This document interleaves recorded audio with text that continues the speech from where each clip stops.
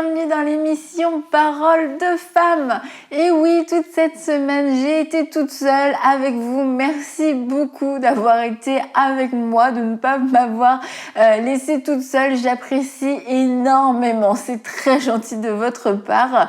Et j'étais chez moi parce que comme vous le savez, nous sommes en transition pour les nouveaux décors et on a très hâte, en tout cas moi j'ai très hâte de vous faire découvrir les nouveaux décors et on ne veut pas non plus arrêter les émissions, donc on a décidé de trouver des solutions pour continuer de faire nos émissions et moi j'ai décidé de le faire du coup dans mon salon pour pouvoir continuer d'échanger avec vous, de partager avec vous. Et toute cette semaine j'avais des messages pour vous les femmes, les jeunes femmes, les mères, les mamans, les femmes mariées, les femmes seules aussi. Et aujourd'hui, je voulais m'adresser aux femmes dans le ministère ou les femmes qui sont appelées au ministère. Alors déjà pour commencer aussi, c'est que je veux dire là on va parler du ministère au sens large. Pourquoi ? Parce que aujourd'hui, quand on parle de ministère, j'ai l'impression qu'on en parle tout le temps au sens large.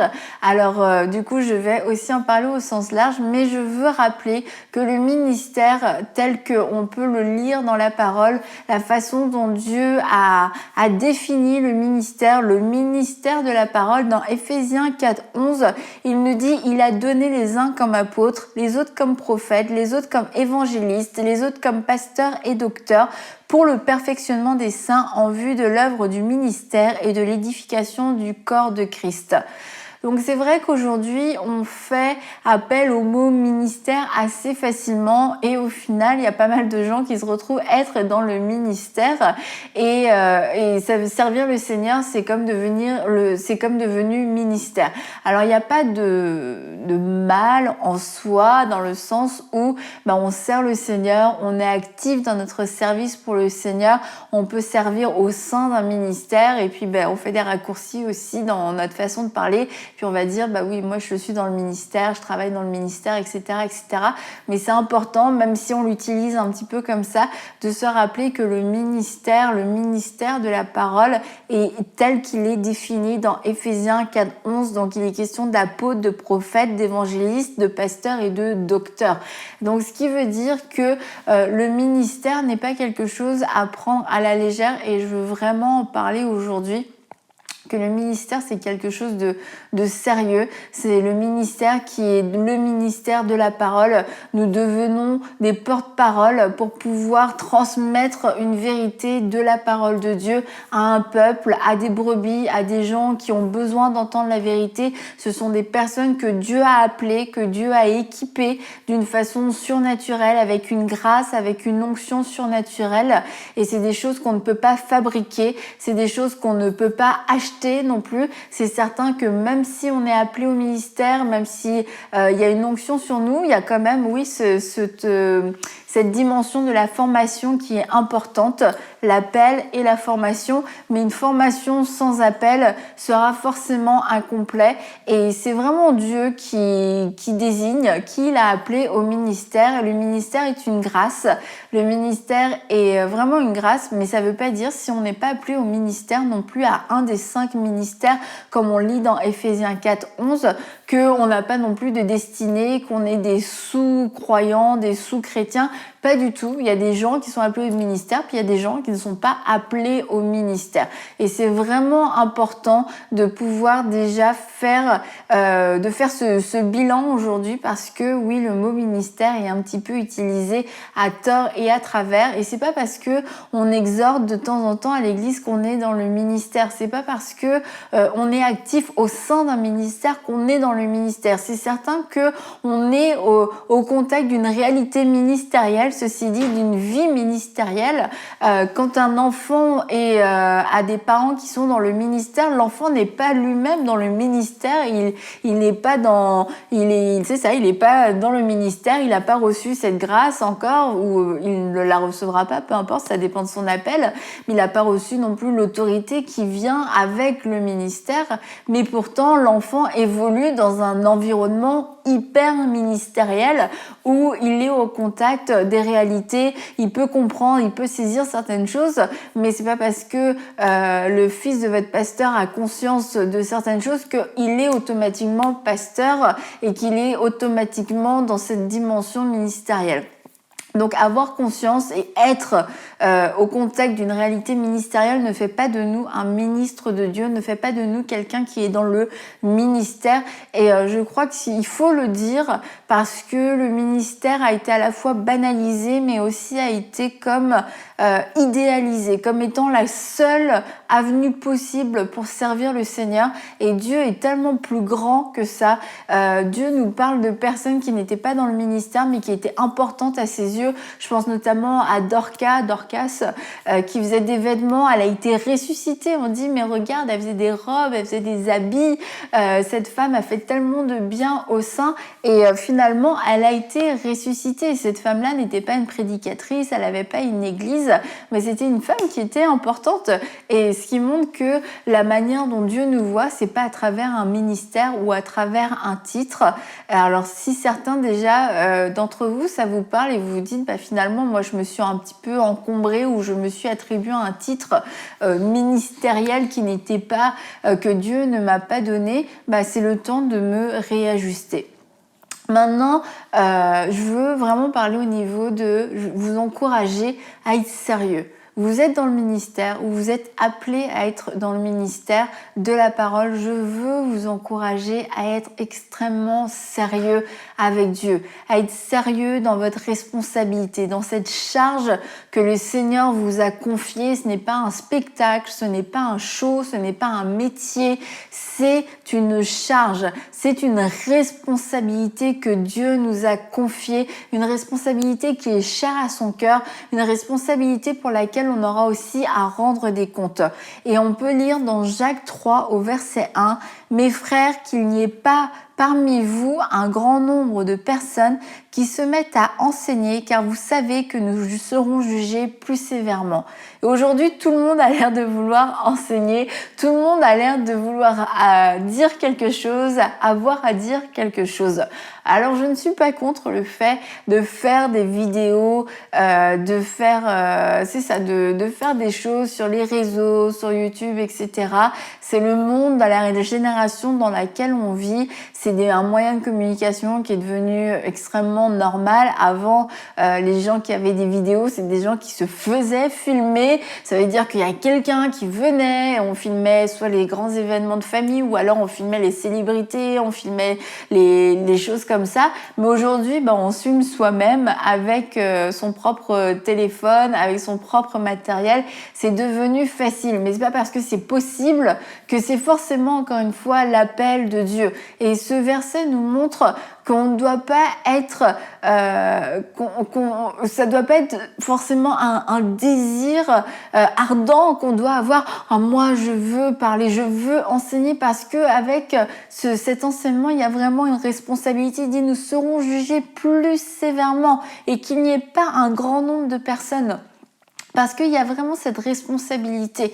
Et on peut, et quand on va se présenter comme un ministère et qu'on se dit parler de la part de Dieu et qu'on a un enseignement à donner, sachez qu'il y a des conséquences. Il y a des gens qui vont écouter ce que vous allez dire, il y a des gens qui vont le mettre en pratique, et si c'est des vérités qui n'étaient pas bibliques, si c'est des choses que vous n'avez pas reçues dans la présence de Dieu, des choses que vous n'avez pas reçues dans la formation, une vraie formation biblique, des choses que vous n'avez pas reçues dans la parole, c'est juste un sentiment, une émotion, un moment, un témoignage, une expérience, et que vous avez voulu juste la partager comme ça au monde entier, mais que vous êtes présenté comme un ministère, il y a des gens qui vont suivre, et il y a des gens qui, à cause de ce que vous allez dire, peut-être vont prendre des mauvaises décisions, vont prendre des décisions dans leur vie au niveau de leur couple, de leurs études, de leur formation, de leur relation avec leurs parents, au niveau de leur argent, de leur corps, de leur santé. Ils vont prendre des décisions basées sur ce que vous avez dit, pensant que c'était un enseignement qui venait de la part de Dieu. Alors assurons-nous que lorsque nous parlons, nous disons des choses qui soient justes, qui qui soient vraies. Personnellement, avant de faire une émission, c'est vraiment quasiment toujours ma prière, Seigneur, qu'on puisse dire des choses qui soient vraies, des choses qui soient justes, des choses qui viennent de toi et pas des choses qui viennent de nous, pas des choses que de notre propre sagesse, mais vraiment qu'on puisse parler avec précision et avec vérité de ta part. Parce que c'est tellement facile de dévier, c'est tellement facile de tomber dans des choses sentimentales, dans des choses émotionnelles, dans des choses spectaculaires, sensationnelles, mais c'est pas ça le ministère. Alors je veux vraiment vous encourager à être sérieux. Et il y a des ministères qui sont passés avant nous, et quand je dis avant nous, c'est parce que je m'adresse peut-être un peu plus aux ministères plus jeunes. Il y a des hommes et des femmes qui sont passés avant nous et qui ont été extrêmement sérieux avec le ministère de la parole. Des gens qui, quand ils vous racontent comment ils se préparent, leur vie de consécration, leur vie de prière, c'est des gens qui comprennent l'importance de chaque parole qu'ils vont donner à la fois devant Dieu, mais à la fois devant les hommes, et ce sont des modèles, ce sont des inspirations, même si aujourd'hui on est dans une génération où ça a l'air plus accessible, ça a l'air plus simple. Le ministère n'est encore une fois que le résultat d'un appel que seul Dieu peut donner, que seul Dieu peut faire. C'est Dieu qui appelle, c'est Dieu qui choisit dans sa souveraineté. Et on ne peut pas forcer le bras de Dieu, on ne peut pas forcer sa destinée. Dieu a une destinée idéale et parfaite pour toi. Je veux aussi vous encourager à ne pas être seul. Vous êtes dans le ministère et en fait, c'est important que vous soyez encouragé par d'autres personnes, important que vous soyez encadré aussi par d'autres personnes. Il y a différents niveaux de relations dans le ministère et on les a pas forcément toutes. Il y a ce niveau où on va avoir des aînés autour de nous, des gens vers qui on peut se tourner quand on a besoin de conseils, quand on ne sait pas quoi faire, des gens aussi qui en échange, vont aussi avoir le droit de pouvoir nous corriger, de pouvoir dire là qu'est-ce que tu as fait, là j'ai écouté ton message, c'est pas juste ce que tu as dit, c'est faux en fait, tu as dit quelque chose qui était faux, regarde là dans tel et tel passage, tu vois que finalement ça contredit ce que tu as apporté, et de pouvoir accepter ces paroles, de pouvoir accepter cette correction, de pouvoir être enseignable.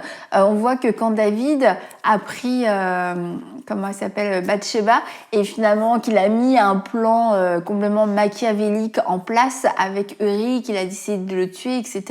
Il y a Nathan qui était là, Nathan qui était un prophète, et Nathan qui a su ce qui s'était passé et qui allait voir David. Alors il a eu une approche qui je crois était une approche très sage, inspirée de Dieu pour pouvoir parler au cœur de David, mais Nathan a eu aussi quand même ce courage d'aller trouver le roi et de dire ok, t'as fait quelque chose qui n'était pas bien, t'as fait quelque chose qui était grave en fait, et je le sais, Dieu le sait, et il faut, voilà, qu'est-ce que toi, David, tu vas faire? Et David s'est repenti. David a choisi d'accepter de reconnaître sa faute, de reconnaître ce qu'il avait fait. Et dans notre vie, il y a des Nathan qui ont ce droit de parole, qui peuvent venir vers nous et qui prennent leur courage quelquefois demain pour dire c'est pas bien ce que tu es en train de faire. À la fois au niveau du ministère, mais quelquefois aussi dans notre vie personnelle, la façon dont on peut vivre, parce qu'ils voient qu'on a pu laisser une porte ouverte au péché. Ils voient que, ou alors ils sont au courant d'une situation, quelquefois des situations d'immoralité, des situations de péché, des situations où on a pu manquer de respect envers d'autres personnes, où il y a pu avoir une forme de manipulation. Ils viennent dire oh, là ce que tu es en train de faire c'est pas correct, ta manière d'agir c'est pas correct, t'as besoin de prendre un pas de recul, t'as besoin d'un temps de restauration, t'as besoin d'un temps de repos, t'as besoin de te repentir, t'as besoin de demander pardon. Ça peut être tout un tas de choses, c'est certain, les conséquences, on a besoin d'avoir ces personnes-là. On a aussi besoin d'avoir des personnes qui seront comme des pères, dans le sens ce seront des compagnons de route, des gens avec qui on va pouvoir échanger, des gens, ils vivent pas exactement la même chose que nous, c'est certain, mais on se comprend, on parle le même langage et on va pouvoir échanger et s'encourager, parce que ce que l'un a vécu, l'autre l'a vécu aussi, et puis dire tu sais, moi je suis passée par là et justement l'année dernière, regarde moi comment le Seigneur m'a relevé, j'ai fait telle et telle erreur, franchement je ne le fais pas. Ça va être plus cette relation, c'est ça, de compagnons de route. On est dans le ministère, on se comprend et on apprend les uns des autres, on échange avec vulnérabilité et on ose s'ouvrir, on ose partager sur nos défis, on ose dire que nous, notre ministère, il n'est pas parfait, qu'il y a des choses qu'on n'a pas comprises, des choses on a fait des erreurs, qu'on a des défis relationnels avec certaines personnes, qu'il y a eu des blessures, etc. On ose parler de ces choses-là. Donc ça peut être avec les aînés, ça peut être aussi avec les pères, ses compagnons de route. Et c'est aussi important, je crois, dans le ministère, d'avoir des gens autour de nous qui ne sont pas dans le ministère, des gens qui aiment le Seigneur, qui servent le Seigneur dans un autre domaine, qui ne sont pas dans le ministère, parce que ces gens vont pouvoir nous apporter une richesse dans notre ministère, nous rappeler que la vie chrétienne, c'est pas que le ministère, ça peut être extrêmement rafraîchissant. Se rappeler juste d'aimer Dieu, tout simplement. Que en dehors du ministère, il y a toute une vie chrétienne à vivre. Il y a tout un monde à vivre avec le Seigneur. Et ces gens-là peuvent, à travers aussi leurs témoignages, à travers leur quotidien, à travers leur parcours de vie, venir enrichir notre ministère parce que ça nous donne de nouvelles perspectives, des nouvelles façons de voir. Parce que si on ne marche qu'avec nos compagnons de route, on ne parle que ministère, on ne vit que ministère, on ne pense que ministère, mais il y a une majorité de personnes qui ne sont pas dans le ministère, qui ne vivent pas ce quotidien, qui ne vivent pas ce défi, mais il y a d'autres défis dans le quotidien que du coup, dont on n'aura même pas conscience et quelquefois qu'on pourra même mépriser, genre nous dans le ministère, il y a les souffrances du ministère, mais chaque quotidien a ses défis, chaque quotidien a ses avantages, je dirais, et aussi ses inconvénients, entre guillemets, et c'est important de ne pas s'enfermer dans un monde ministériel et de pouvoir côtoyer d'autres personnes qui vont nous ouvrir d'autres perspectives, qui vont nous faire rappeler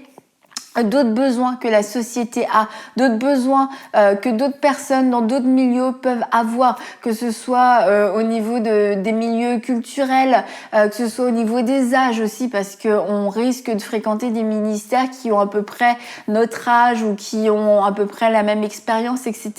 Et puis se déconnecter, soit des plus vieux, soit des plus jeunes, et de ne plus savoir quels sont les besoins. Et en tant que ministère, on est là pour répondre, pour apporter des réponses aux besoins des gens, pour leur apporter de l'enseignement, pour leur apporter une parole qui vient de Dieu, pour leur apporter des réponses et des solutions. Alors c'est important de pouvoir avoir cet entourage autour de nous en tant que ministère et d'être équilibré, de savoir où aller chercher de l'aide, où aller chercher du rafraîchissement, où aller chercher de la correction, même si c'est rare qu'on y aille, ok j'ai besoin d'être corrigé, mais s'il n'y a jamais personne qui t'a corrigé, s'il y a personne qui peut te corriger, c'est dangereux et je le dis vraiment en toute humilité, même si ça fait des années que tu es dans le ministère et que ça fait des années que peut-être même tu es connu, ton nom est connu, mais s'il n'y a personne autour de toi qui peut te parler, qui peut être comme Nathan, qui peut venir te voir et te dire voilà ce que le Seigneur m'a montré et c'est grave, c'est important, c'est quelque chose avec lequel tu peux juste pas continuer et que tu es comme un roi dictateur, ok, t'as parlé, j'ai pas aimé ce que t'as dit, je te coupe la tête. Aujourd'hui, on coupe pas la tête, mais on met en exil, on rejette, on peut calomnier, on peut couvrir, on peut faire tout un tas de choses pour ne pas recevoir ces paroles de correction. Toi-même, tu t'exposes tout simplement. Et aussi, donc, comme je disais, avoir des compagnons de route pour ne pas marcher seul, pouvoir s'encourager et pouvoir échanger aussi, avoir ces personnes qui ne sont pas dans le ministère, mais qui seront vraiment une richesse et une force dans le ministère et qui parfois, étonnamment, seront des grandes sources de rafraîchissement pour votre vie parce qu'ils vont amener un souffle nouveau et ça va vous faire extrêmement du bien. Alors, je vais terminer aussi en répondant aux questions que vous avez pu poser. J'avais demandé sur mon compte Insta si vous aviez des questions parce que je préparais une émission, donc voilà les émissions et donc je ne peux pas répondre à toutes vos questions, donc je suis désolée, j'ai pas non plus répondu en privé, mais j'en ai sélectionné quelques-unes, notamment les questions qui sont revenues le plus souvent, le plus régulièrement, donc c'est des questions que plusieurs d'entre vous vous êtes posées. Alors par rapport au ministère, une des questions qui qui est venu, c'était je ne me sens pas encouragée par mes autorités spirituelles dans mon appel, que dois-je faire? Et c'est une question qui est revenue à la fois avec les autorités spirituelles, mais aussi avec l'entourage, que ce soit les amis ou que ce soit même un époux. Alors, que dois-je faire? La première chose que j'ai envie de dire, c'est ne pars pas en combat contre les hommes, ne commence pas à lutter contre eux et à essayer de dire « mais non, moi je suis appelée, moi j'ai un appel » et à essayer de convaincre. Fais confiance à Dieu, une foi active, ceci dit, pas passive, mais une foi active où tu crois que c'est Dieu qui va t'ouvrir les portes et que Dieu va le faire proprement aussi.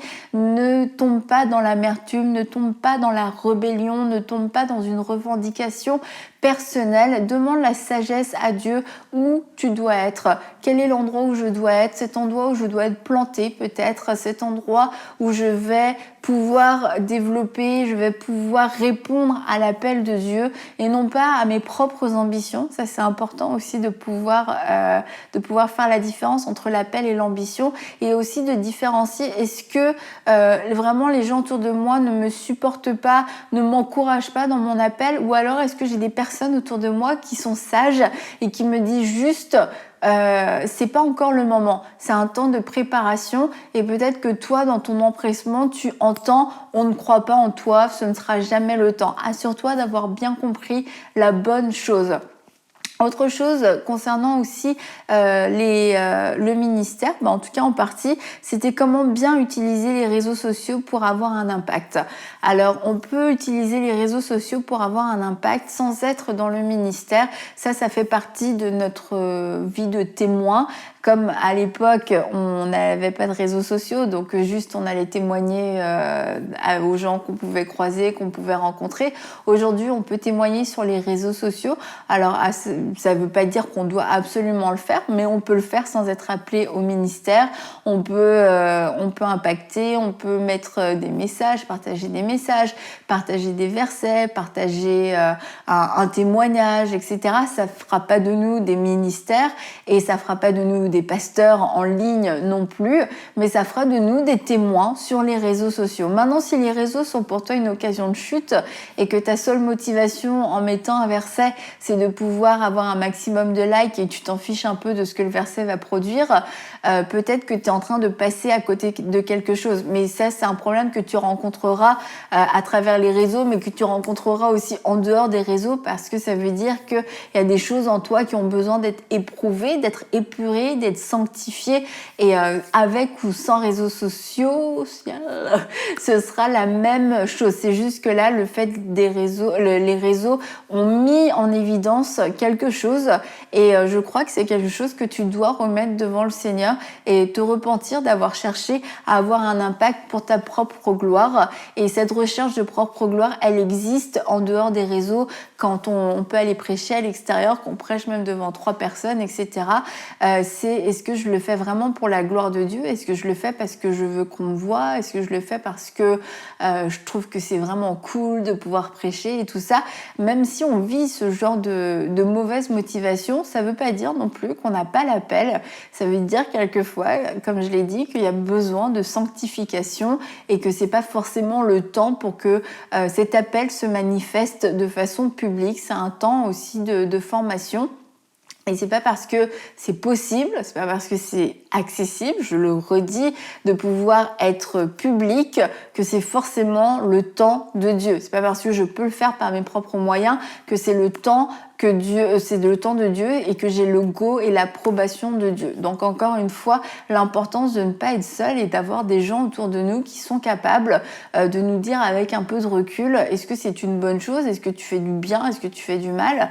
Et concernant je ne sais pas si je peux dire ce mot-là, mais le ministère sur les réseaux sociaux, assure-toi que ce que tu montres, que ce que tu dis, ce que tu enseignes, et ça vaut sur les réseaux et encore une fois sur une estrade, assure-toi juste que ce soit que ce soit cohérent avec ce que tu vis, que ce soit pas une vie inventée, une vie spirituelle inventée. Et ça veut pas dire qu'on doit être parfait pour être dans le ministère, ça veut pas dire qu'on doit être parfait pour parler. Il y a des choses dont on parle dans la foi et dans l'espérance.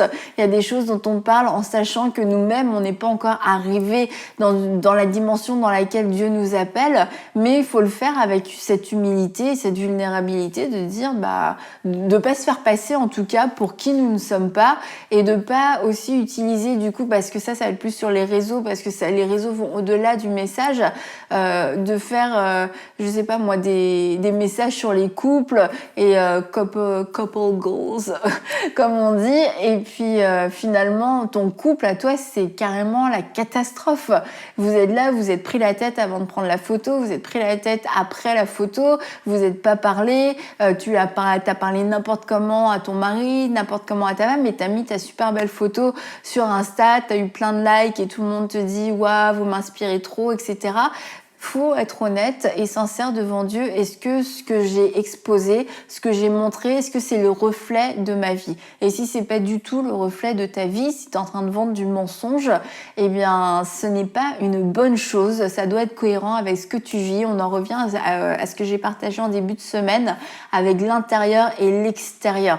Et l'extérieur de ton ministère, l'extérieur du message, l'extérieur du messager, de la messagère doit refléter ce qu'il y a à l'intérieur. Et finalement, si on voit dans tes messages de l'humilité, si on voit de l'amour, si on voit de la patience, si on voit toutes ces choses, c'est des choses qui doivent être encore même plus grandes dans l'intimité et à l'intérieur, parce que ton intérieur est beaucoup plus riche que ton extérieur. Et c'est un petit peu ça le danger du ministère sur les réseaux, c'est de nourrir l'extérieur sans nourrir l'intérieur et de devenir déséquilibré et finalement de tomber dans ce piège des apparences et ce piège de l'hypocrisie. Et j'en reviens à ce que Jacques nous dit, ne soyez pas nombreux à vouloir enseigner parce que vous serez jugés sévèrement, et de ne pas prendre ça à la légère.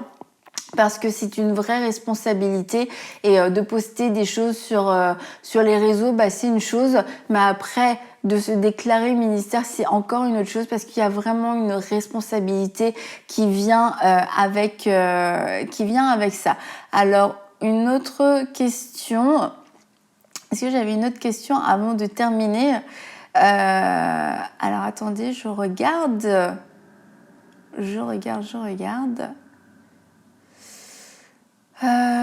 Écoutez, j'avais fait le tour de celles que j'avais notées, c'est super, j'ai bien travaillé, on m'applaudit, bravo Annabelle.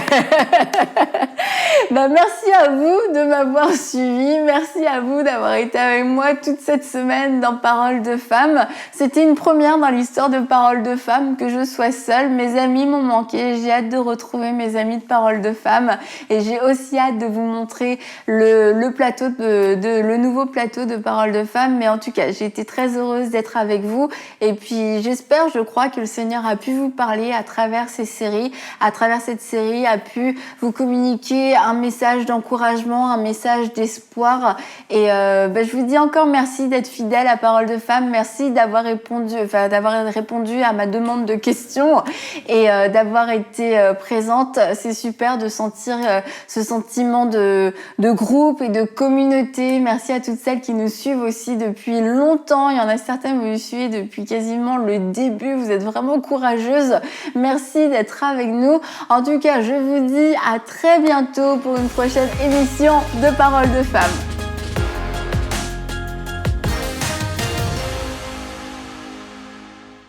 Hey, c'est Annabelle. Merci d'avoir regardé cette émission. Pensez à vous abonner et à activer la cloche pour recevoir tous nos prochains contenus exclusifs.